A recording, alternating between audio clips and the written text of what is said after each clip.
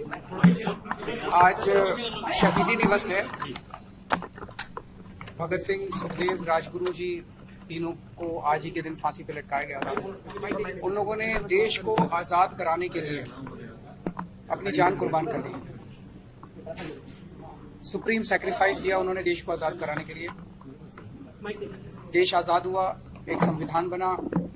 संविधान में जनता को सारी ताकत दी गई कि जनता अपनी सरकारें चुनेगी और वो सरकारें जनता के सपनों को पूरा करेंगी। अभी पिछले कुछ दिनों से जो देखने को मिल रहा है वो एक तरह से शहीदों के बलिदान का अपमान है कि केंद्र की भारतीय जनता पार्टी सरकार दिल्ली में नगर निगम के जो चुनाव होने थे उसमें सब लोग जानते हैं कि इस बार उनका भारतीय जनता पार्टी का पूरी तरह से सफाया होने वाला था।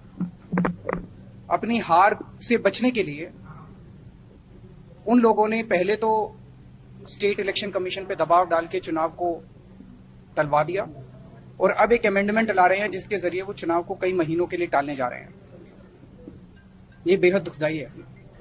अगर इस देश के अंदर चुनाव ही टल गए तो फिर जनतंत्र क्या बचेगा, फिर जनता की आवाज क्या बचेगी। फिर तो सबसे ज्यादा दुख आज के दिन भगत सिंह की आत्मा को होगा जिन्होंने अपनी फांसी पे चढ़ के उन्होंने इस देश को आजाद कराया था। इस दिन के लिए थोड़ी कराया था कि एक सरकार आएगी और चुनाव ही खत्म कर देगी इस देश के अंदर से। जनता को बेसिक अधिकार है चुनने का, अपनी सरकारों को चुनने का। तो मेरा केंद्र सरकार से ये अपील है, हार जीत तो लगी रहती है। आप आज जीत रहे हो, इस राज्य में आप जीतते हो, उस राज्य में दूसरे जीतते हैं, इधर कोई जीतता है, उधर कोई जीतता है। हार जीत लगी रहती है।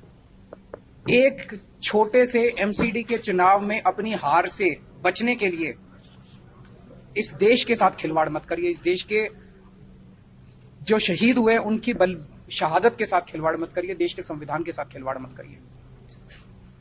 आज कह रहे हैं कि हम तीनों नगर निगम एक करने जा रहे हैं, इसलिए हम चुनावों को टाल रहे हैं। क्या इस बेसिस पे चुनाव टाले जा सकते हैं? कल को गुजरात का चुनाव होगा, एक चिट्ठी लिख देंगे सेंट्रल इलेक्शन कमीशन को कि भाई हम गुजरात को और महाराष्ट्र को एक करने जा रहे हैं, इसीलिए गुजरात के चुनाव मत कराओ। अगली बार लोकसभा का चुनाव होगा, लोकसभा के चुनाव में भारतीय जनता पार्टी हार रही होगी तो एक चिट्ठी लिख देगी सेंट्रल इलेक्शन कमीशन को कि हम तो पार्लियामेंट्री सिस्टम खत्म करके प्रेसिडेंशियल सिस्टम लाने जा रहे हैं, इसलिए चुनाव मत कराओ। क्या चुनाव टाले जा सकते हैं?